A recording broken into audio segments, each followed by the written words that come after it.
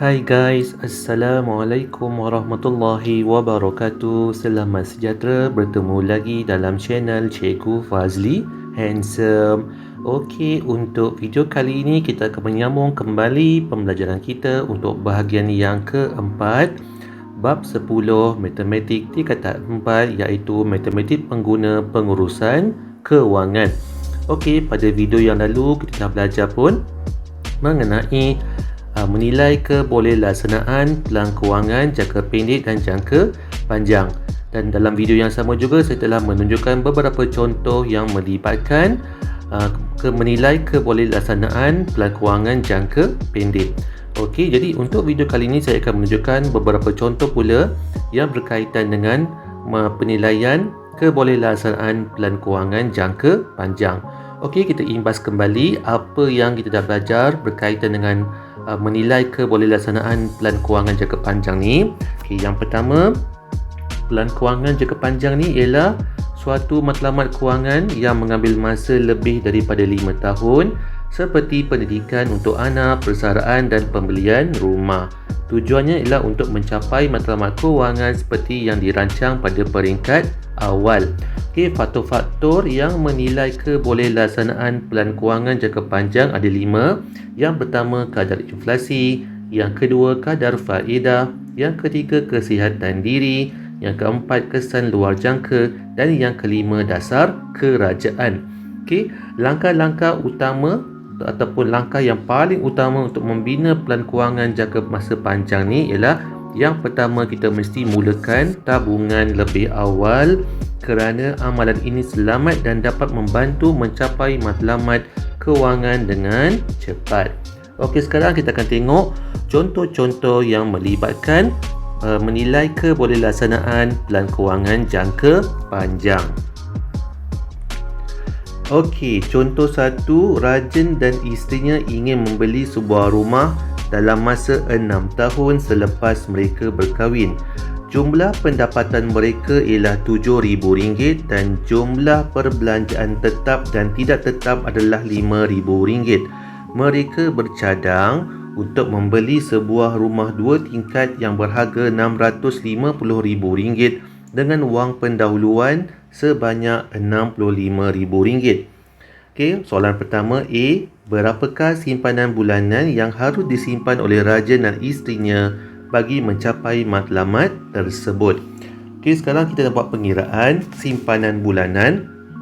Okey, tapi kita nak bayar dulu pendahuluan rumah. Okey, advance. Okey, pendahuluan rumah. Okey, jadi nak kira, yang pertama kita kena kira simpanan tahunan. Okey, simpanan tahunan. Okey, jadi dia punya pendahuluan sebanyak RM65,000. RM65,000 bahagikan dengan berapa tahun tadi? Okey, 6 tahun. So, bahagikan dengan 6. So, kita keluarkan kalkulator kita. Okey, kita kira menggunakan kalkulator.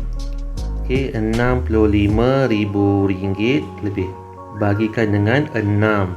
Okey, jawapannya 10,833.33 sen. Okey, kemudian kita kira pula simpanan bulanan. Dah kira tahunan, baru boleh kira simpanan bulanan. Simpanan bulanan. Okey, RM10,833.33 sen bahagikan dengan setahun ada 12 bulan. Okey, so terus bahagikan dengan 12 bulan. Jawapannya ialah RM902.78. Kita bundarkan. Okey, jadi inilah dia punya simpanan bulanan bagi Rajen dan isterinya. Okey, adakah Rajen boleh mencapai matlamat atau tidak? Okey, jawapannya ialah boleh capai. Okey, boleh capai. Sebab apa? Sebab masih ada lagi lebihan pendapatan. Okey, ataupun pendapatan lebihan. Okey, kalau kita tolakkan gaji, dia punya jumlah pendapatan ialah RM7,000, tolakkan dengan perbelanjaan sebanyak RM5,000.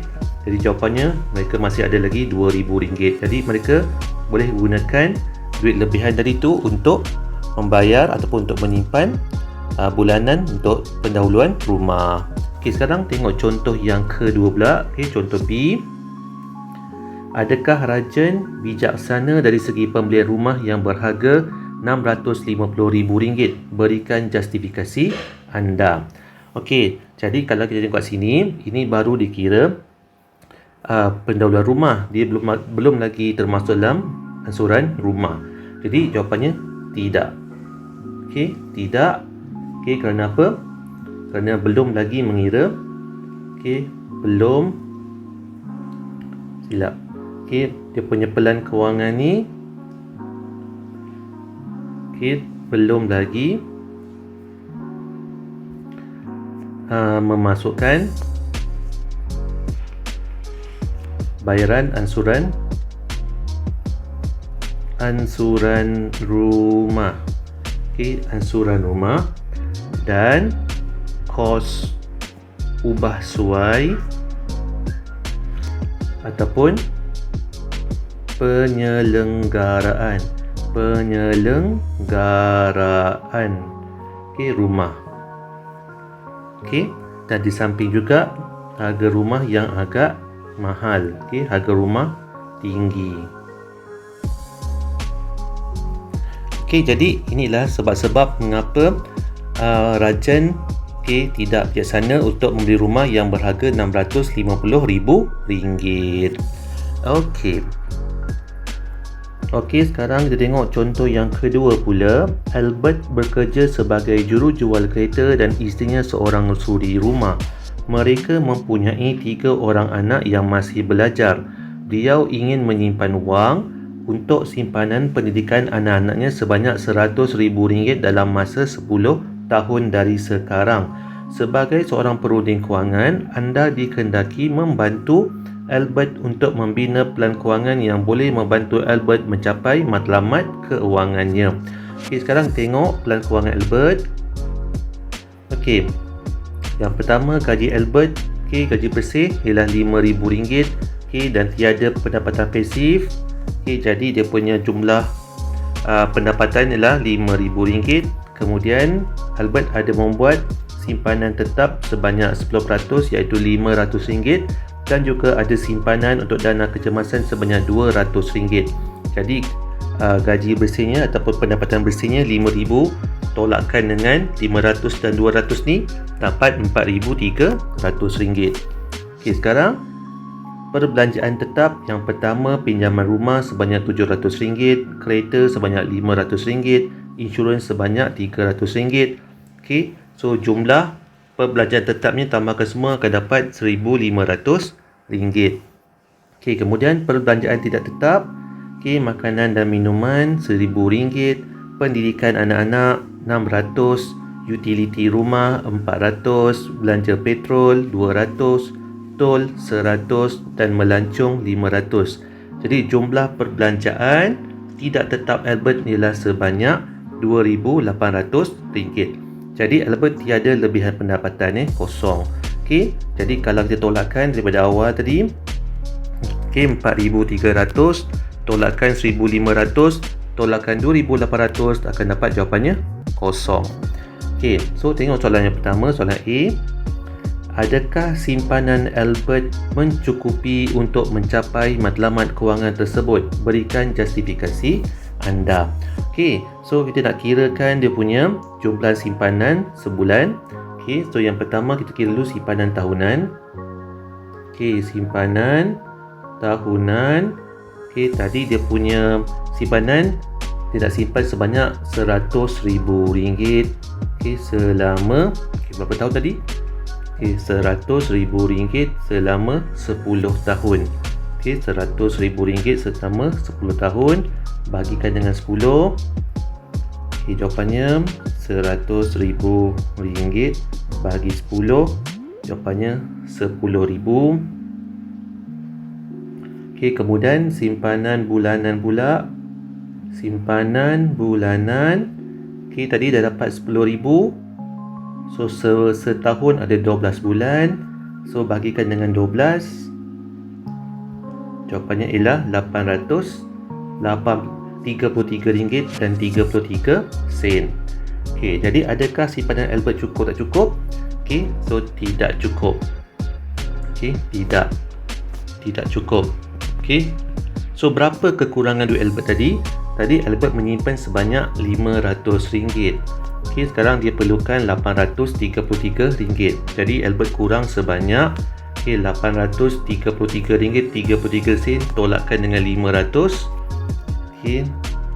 Tolakkan dengan 833 tolak 33 tolakkan 500. Jawapannya ialah Albert kekurangan RM333 dan 33 sen. Okey, itu justifikasi dia. Okey, soalan B. Bagaimanakah Albert boleh mencapai matlamat kewangan jangka panjang tersebut?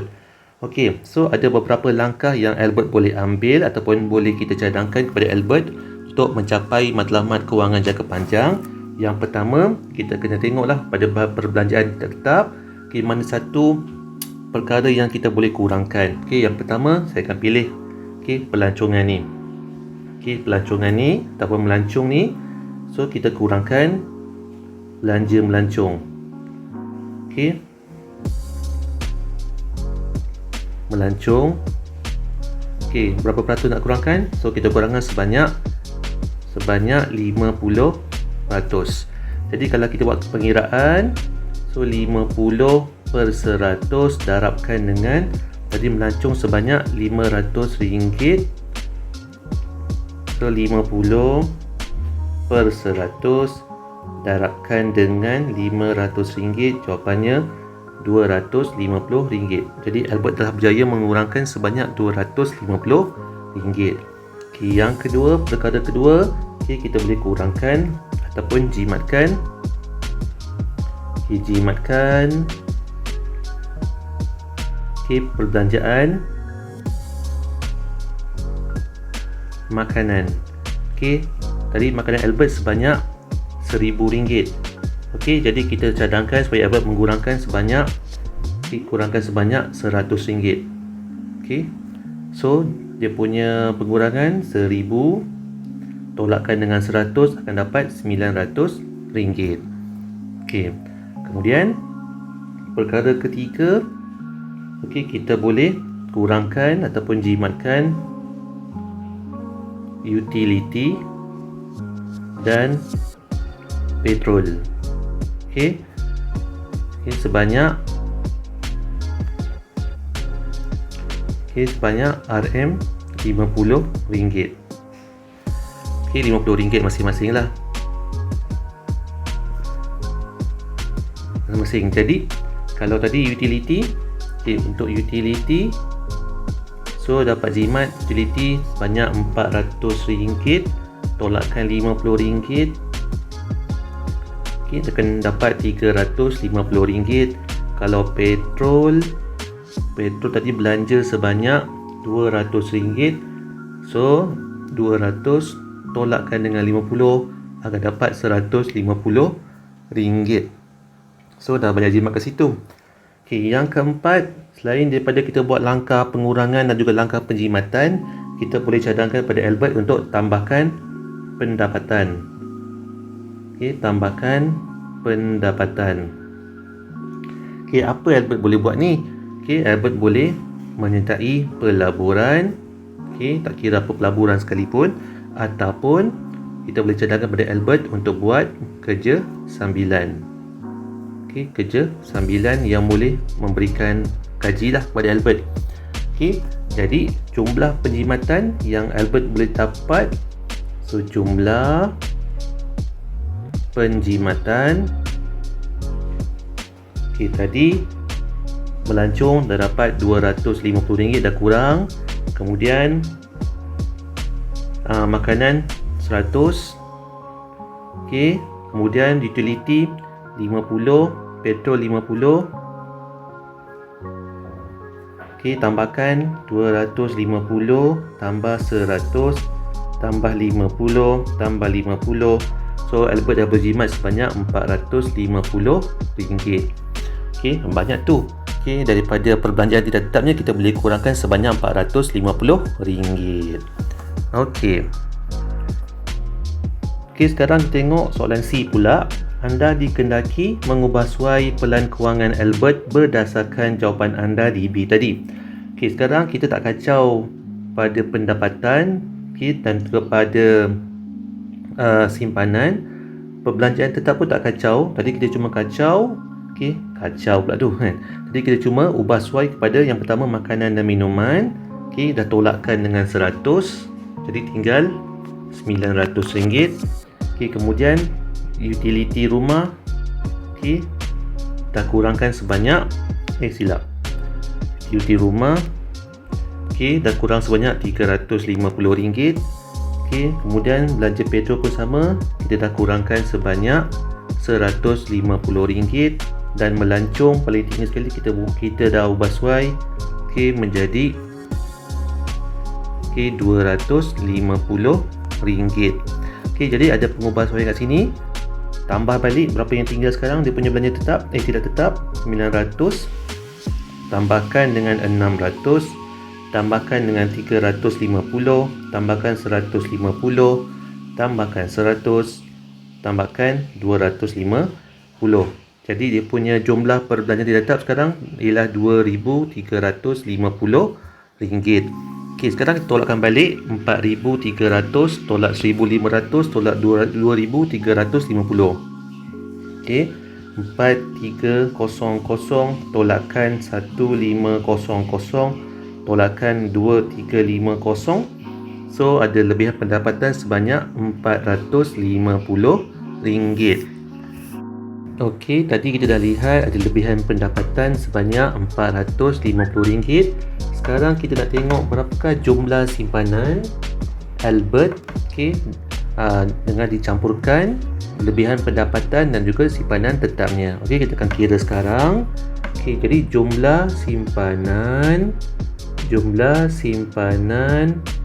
bulanan iaitu tetap tambahkan dengan ada lebihan tadi. Tetap tadi nilainya RM500, tambahkan lebihan sebanyak RM450. Jawapan ialah RM950. Sekarang kita tengok jumlah simpanan selama 10 tahun. 10 tahun.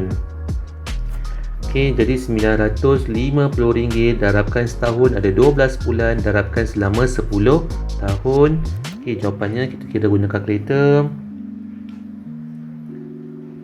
950 darabkan 12 darabkan 10, jawapannya RM114,000. Ini ialah secara anggaran. Nanti kita tengok kenapa saya katakan secara anggaran.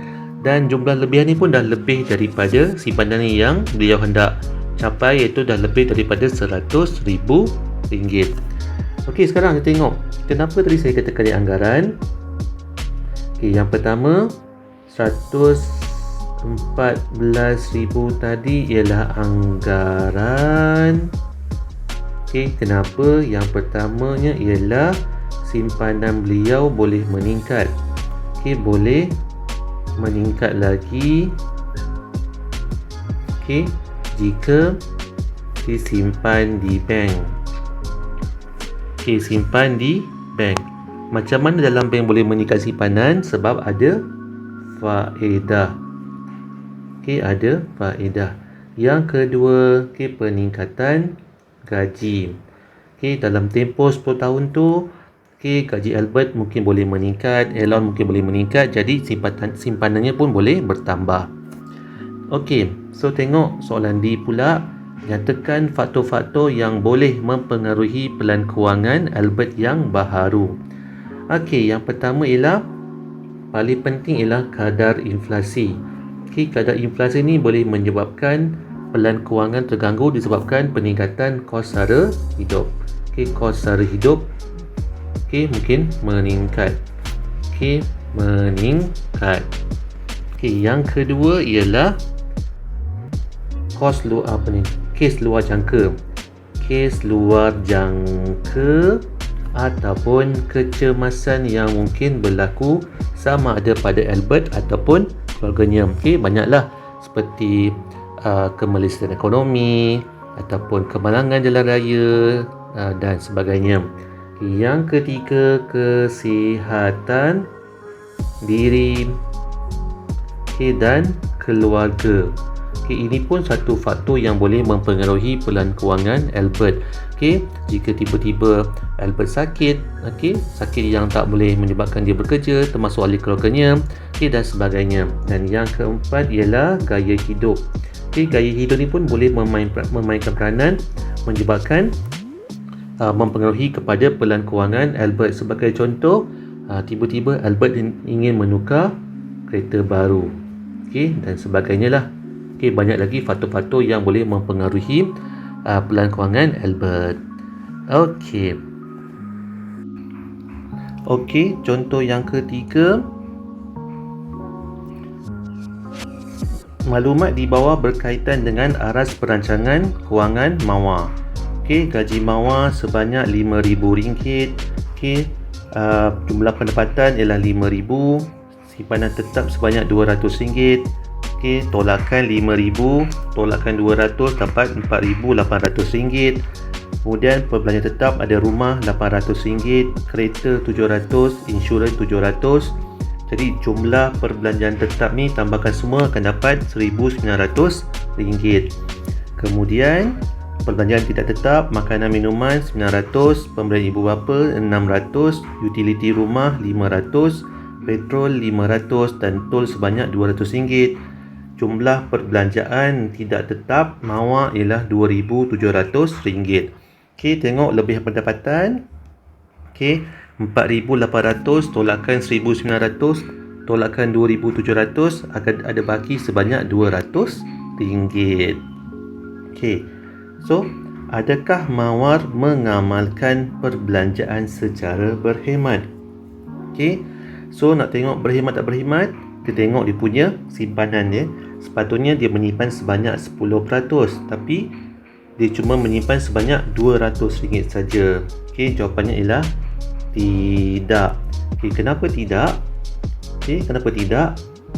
Mawar hanya buat simpanan sebanyak, simpanannya hanya RM200. Sepatutnya dia mesti simpan 10 dia sepatutnya kena menyimpan 10% daripada pendapatannya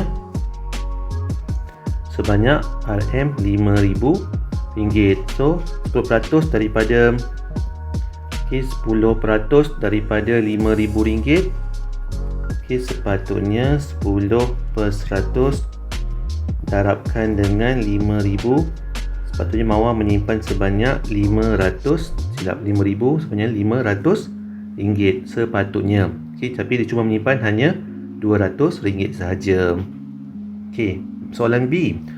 Mawar ingin membeli tanah yang bernilai RM500,000 dalam jangka masa 5 tahun. Adakah beliau boleh mencapai matlamat kewangan jangka panjang dengan corak perbelanjaan sedemikian? Kalau yang atas tadi dah mengamalkan perbelanjaan yang tidak berhemah, tidak ada simpanan, jadi Mawar pun secara tak langsung dia tak mampu juga membeli hartanah yang berharga RM500,000 kerana simpanannya sedikit ataupun rendah. Simpanannya sedikit ataupun rendah. Cuba kita tengok justifikasinya. Simpanan tahunan. Untuk membeli tanah tadi harganya RM500,000, kita bagikan dengan 5 tahun. 5 tahun, so RM500,000 bagikan 5 tahun. Jawapannya ialah RM100,000. Kemudian tengok simpanan bulanan. Simpanan bulanan RM100,000 setahun ada 12 bulan. Bagikan dengan 12 bulan. Sepatutnya dia kena simpan RM8,333.33. So memang tak boleh lah, sebab dia cuma menyimpan sebanyak RM200 saja. Okey, memang jauh lah. Nak simpan sebanyak RM8,333. Okey. Alright. So itu saja pengiraan yang melibatkan kebolehlassanaan keapalan kewangan jangka panjang. Okey, seperti biasa, jangan lupa subscribe channel YouTube saya, Cikgu Fazli Handsome. Jika ada sebarang komen, teguran, pertanyaan dan sebagainya, boleh tuliskan pada ruangan komen. Dan jika inginkan nota-nota yang saya gunakan dalam video saya, boleh subscribe channel Telegram saya, Cikgu Fazli Handsome. Sehingga kita berjumpa lagi untuk video yang akan datang. Bye.